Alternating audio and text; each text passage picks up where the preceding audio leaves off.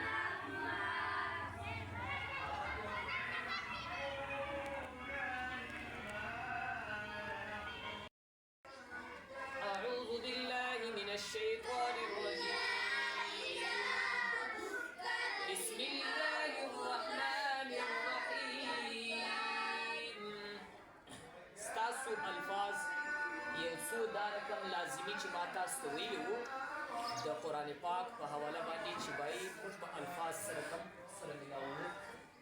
یو لفظ دی ګوره نن خالي ماضي مختصرا تاسو ته سمجاویدل درکوم. تاسو به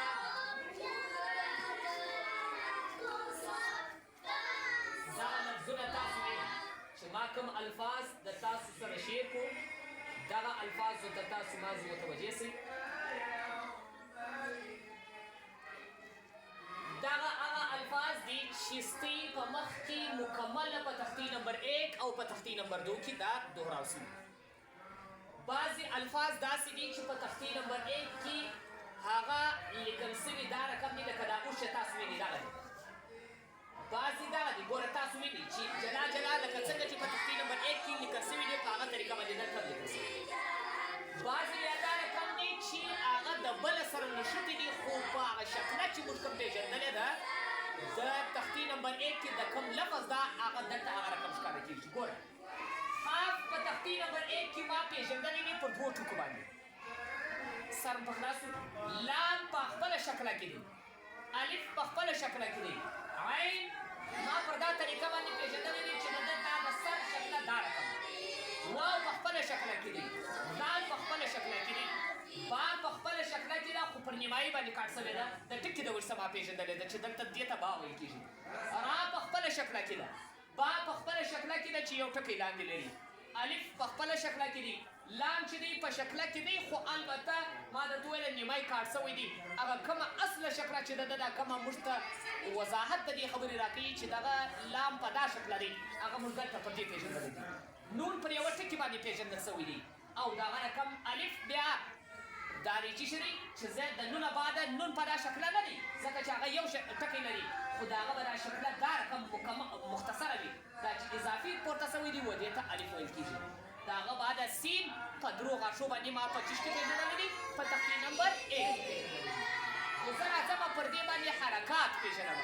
خالي په حرکاتو به زه سر خلاصوم چې حرکات څه مطلب. ګوره که پر دې باندې حرکت دا رقم حرکت راسي چې و دې ته موږ په خپله اصطلاح کې د قاعدې په اصطلاح و دې ته پیش ویل کېږي. د دې اواز سره کم دی. ګوره یو واره به تاسو د مختصره واورئ دا اسانه زه درته سمجوم. لفظ چې دی قاف دی، لفظ چې دی ومې پېژندئ په چیش باندې په 2 ټکو باندې او پر دې باندې کوم حرکت دی پیش دی او د دې اواز چې دی قو. دا لفظ ته چیش ویل کېږي قاف و دې ته چیش ویل کېږي قاف او دا مې پېژندلی په چیش باندې دی 2 ټکو باندې مې وپېژندئ او پر دې باندې چې کوم لفظ یعنې کوم حرکت دی و هغه ته پیش ویل کېږي او د دې اواز چې دی قو دی. د دې اواز چې دی قو دا به تاسو ذهن کې وساتئ.